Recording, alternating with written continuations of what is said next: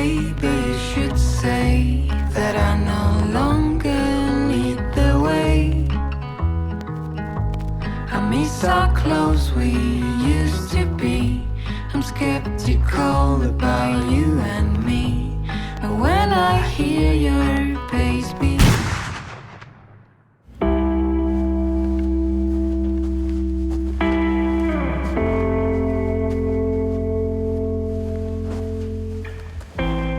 accident occurred in 1989.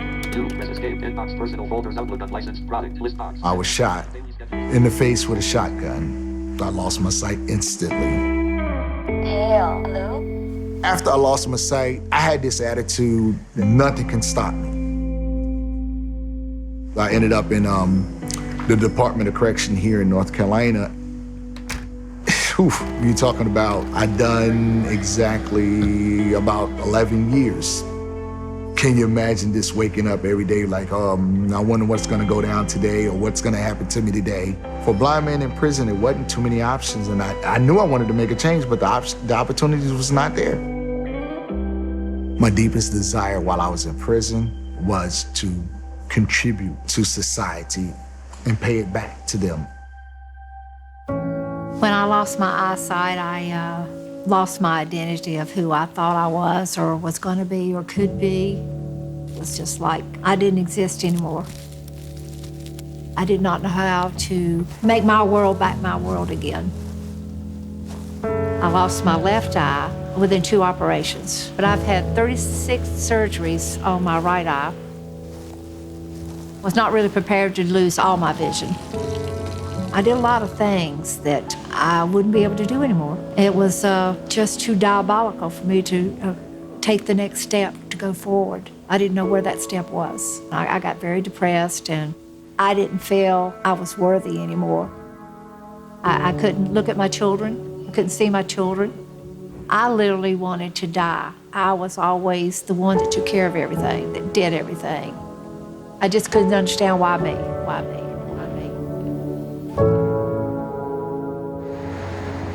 I was a truck driver for about 8 years. I started losing vision and decided, it wasn't safe anymore for me to drive. It went from driving around the country to sitting at home in my living room.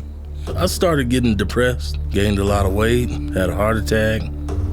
I was usually asked to try to drive people places, and now I'm the one asking for a ride. It really took a toll on me. I felt all alone, like nobody understood what I was going through. I didn't fit in because I needed a little help. San Antonio Lighthouse was the first people to contact me and say that they were willing to help. We actively seek out people in the local area that meet our criteria for being legally blind or visually impaired, and we provide them a job opportunity. And then we provide them the skills training, the vocational training, and any of the adaptive technology that they would need to be successful in the job that we've hired them for. My job title is stalker, but I also help with the deployment letters to help the guys find what they need in the store. The Lighthouse was willing to see what my visual impairment was and to help me with tools that I needed to work with. NIB is our parent organization. They're the umbrella for which all the lighthouses fall under. When we get a priority for federal contracts and for buying, then that allows us to employ blind labor. It allows us to manufacture goods that our soldiers, sailors, airmen, and Marines are going to use when they go downrange. Not only that, it allows us to contribute to the security of our nation, actually. It's awesome. By me being blind, I was assigned to a social worker, and they came to me and said, hey, we have an opportunity for you. And they was telling me that it was a manufacturing plant that sews military apparel for our men and women in the military. The opportunity felt like it was my best way to contribute and give back. It was a challenge, but it wasn't a challenge because I wanted to work. I wanted to contribute. 70% of adults who are blind who are able to work, they're unemployed. At IFB Solutions, we believe in that pathway to success. We just take a sighted person's job, a sewing machine for instance, and we can add just the slightest little adjustment so that a blind person can do that same job. IFB Solutions was the very first place that opened their doors to me to accept me the way I am. They told me that they had a sewing position available, and I said, sewing? How does somebody blind sew? They made me feel very welcomed and actually as though I was important to them. I hadn't felt that in a long time. We want you here, so you don't worry about it. You just stay calm and we'll teach you if you have the capacity to learn. My biggest desire in my life was to be able to work without being questioned or criticized because of my disability. My self-esteem was so low. Depression was so bad. The trainers did not give up on me. If one could not get me to accomplish what they wanted done, another one took over. National Industries for the Blind is this amazing umbrella, right? With all of these agencies underneath it, about 100 agencies, and they act as the gatekeeper between the need of the military and the federal government and IFB Solutions, who's gonna make that product with the highest quality. IFB Solution started this Army combat shirt for Massif maybe 8 or 9 years ago. Before I was able to work on this, there was some modification. There was 3 foot pedals because I was one of the first blind people that introduced this particular shirt for the Army. They came to me and said, "Hey Rod, we need you to help us figure out how to make it accessible for a blind or vision impaired person to work on this Army combat shirt." After the modifications, we were able to produce over 1,000 of these a day.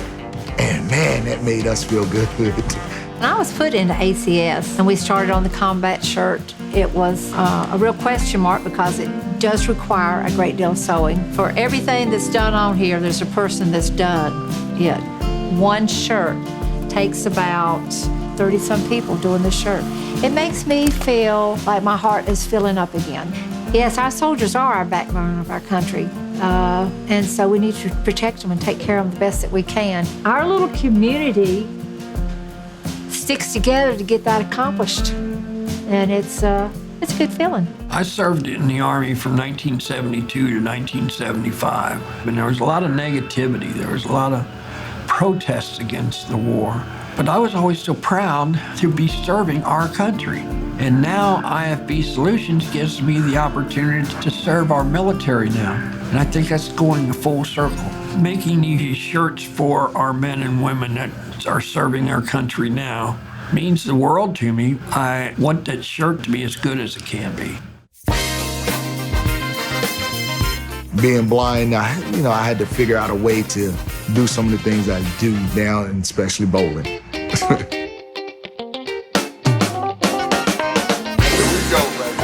And I learned how to do it and then roll with it. I took my eyesight for granted. And, just seeing everyday colors and things like that. I'm probably one of the coolest persons you'll ever meet. I just love life.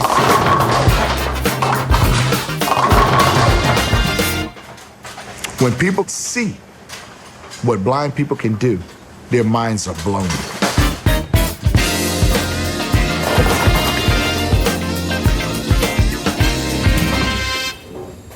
This opportunity has changed my life in so many ways.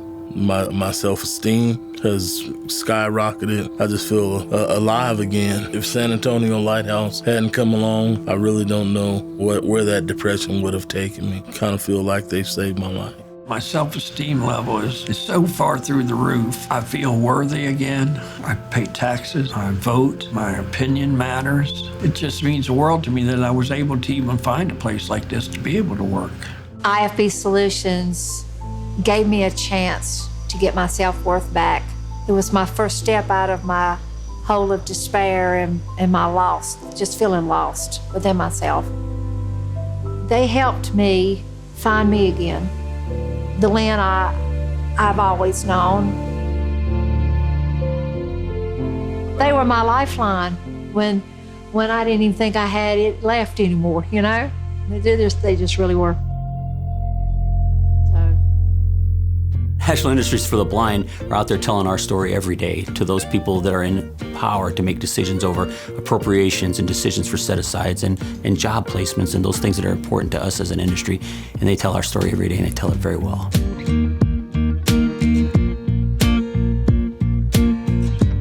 Everybody needs somebody. To me, IFB Solution is a family.